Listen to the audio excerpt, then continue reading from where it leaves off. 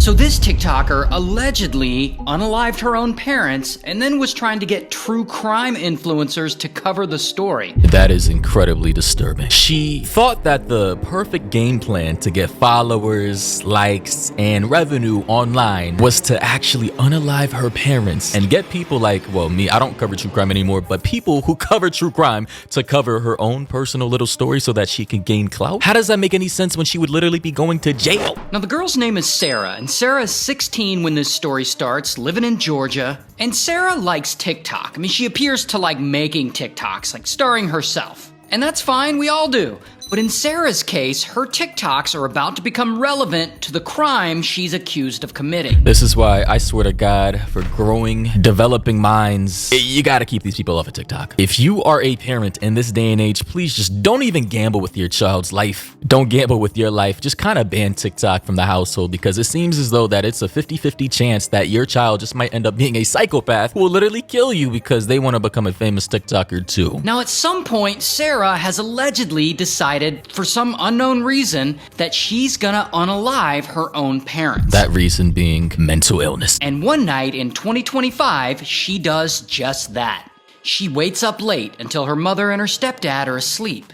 Then she somehow gets a firearm and she sneaks into her parents' bedroom, and then blam, she unalives one of them. Just sick, I swear to God. This is some sick behavior, man. You know, it kind of reminds me of that one video I made like, I don't know, 4 or 5 years ago about that TikToker who ended his own neighbors' lives because, well, apparently they had neighborhood beef, but on top of that, he wanted to record content for his own TikTok and he thought he was going to get away with it. And I'm not entirely sure what happened to that guy. His name was Mr. Latham, but he was notoriously known for being a local neighborhood dickhead, and eventually it just kind of spilled out into a murder plot one day. But honestly, this is way worse because she literally unalived her own parents while they were asleep. I just don't understand how any sane person, of which she is not, can come to this conclusion that this is the perfect way to become famous on TikTok. And quickly, blam, she unalives the other one. Now, PSA, I understand there's a lot of censorship and restrictions online going around. You know, people wanting to require ID for people to now use different apps, TikTok, Spotify. Even YouTube apparently is going to be rolling out a program to where anybody who they believe with their AI system to be under 18, they're going to want you to submit ID, like literal federal ID, to watch YouTube videos. I don't support that. And I understand it's to quote unquote help the children. It's not about the children, really. It's just about censorship and, you know, wanting to take people's rights away, wanting to monitor online activity by allowing the government to know who's behind these accounts via submitting your ID. Don't get it twisted. It's not about protecting the children, but I do understand the sentiment, you know, that people under the age of 18 are highly influenced by what they see online, and that we do need some type of restrictions for people who are, you know, still developing and easily influenced, specifically for extreme cases like this where social media clout chasing gets too crazed, maniacal people like this who end up killing their own parents. Now at this point, Sarah would have had to have somehow gotten rid of her weapon and slipped back into bed.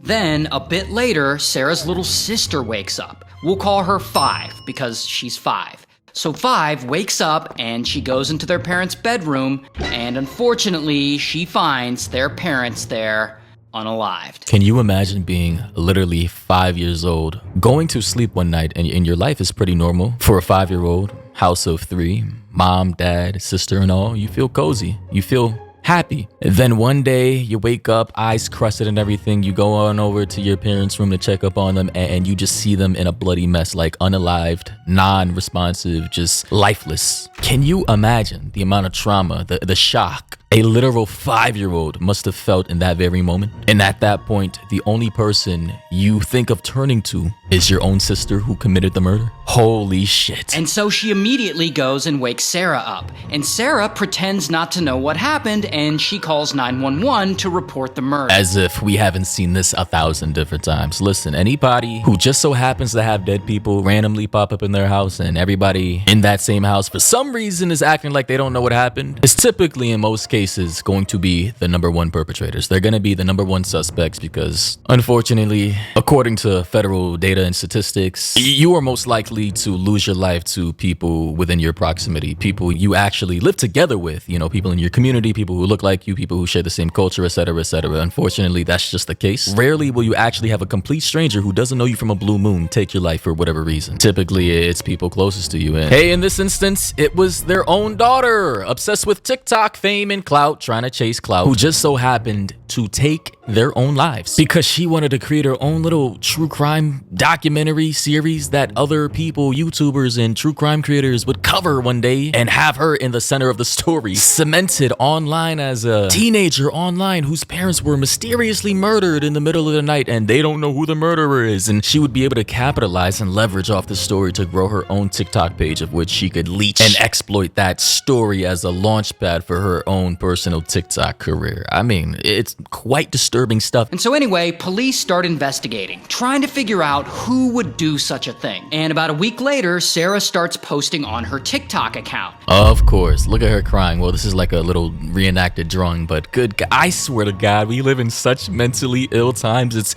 It's quite scary.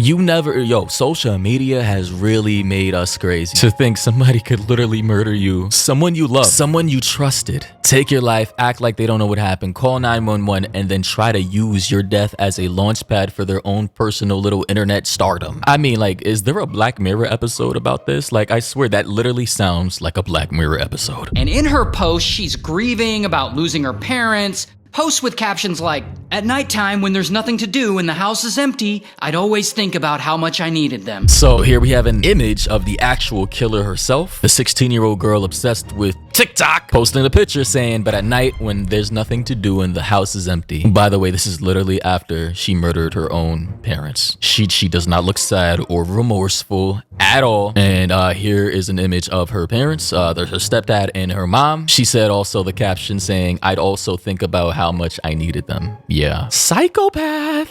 I think when I have kids, if I have kids one day, I don't know. The internet is going to be so restricted until they get to a certain point in age of which social media can no longer corrupt them or turn them into little parasocially obsessed social media users that might just end up taking my life one day until they get old enough to understand that taking my life makes no sense in your attempt to get famous. I'm pretty much banning them from all sorts of social media. Call me extreme, but I've seen enough, especially with this AI stuff. I'm scared. Don't ever take your family for granted.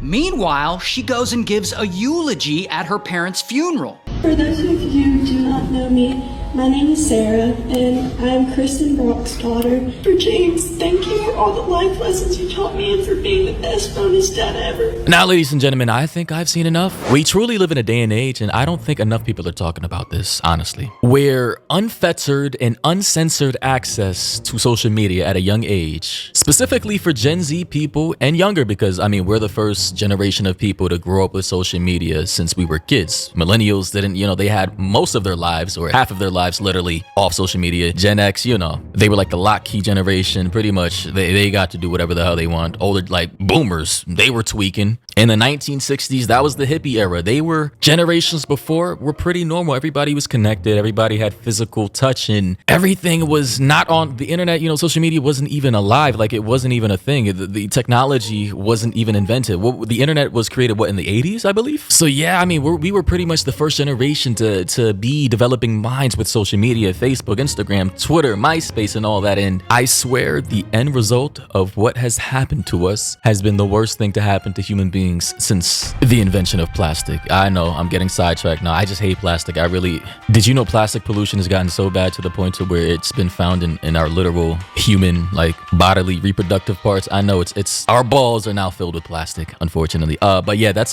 was a terrible human invention. And second in line, in my opinion, is social media, specifically TikTok. It really brainrotted the attention spans of the average person who uses it. And it just seems like it has caused some kind of digital social contagion that is not only divided us to the point to where we're always arguing about gender stuff, gender war, politics, sexuality, and the such. Like it's all annoying. But now we have literal people ending their own parents' lives just to, and let me make this clear, create a narrative of which she would be the victim in. She would probably leverage the story to get on TV, write a book, have true crime creators talk about her story, use that fame, that attention and visibility to launch a YouTube channel, to launch a TikTok channel, Instagram, her being the orphaned teenage girl whose parents were mysteriously murdered by some kind of mysterious guy in the middle of the night. And one day, I suppose her ultimate vision was to become incredibly famous and rich and be in a big ass mansion off the sacrificial deaths of her own parents. I swear, that is some crazy, sick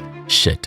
Guys though, ladies, let me know your thoughts and opinions down below. What do you think about this entire story? What's really even messed up is her little 5-year-old sister is now like an orphan, bro, who doesn't have her mom or daddy. I suppose the biological dad is still alive because this was the stepdad, as morbid as that sounds. At least, you know, the little girl still has her real dad out there somewhere, I assume, if he's not locked up or anything or dead himself. But yeah, thoughts and opinions down below. Of course, like, sub to the channel, turn on notice if you know what to do. And yeah, until next time, everybody, stay safe out there.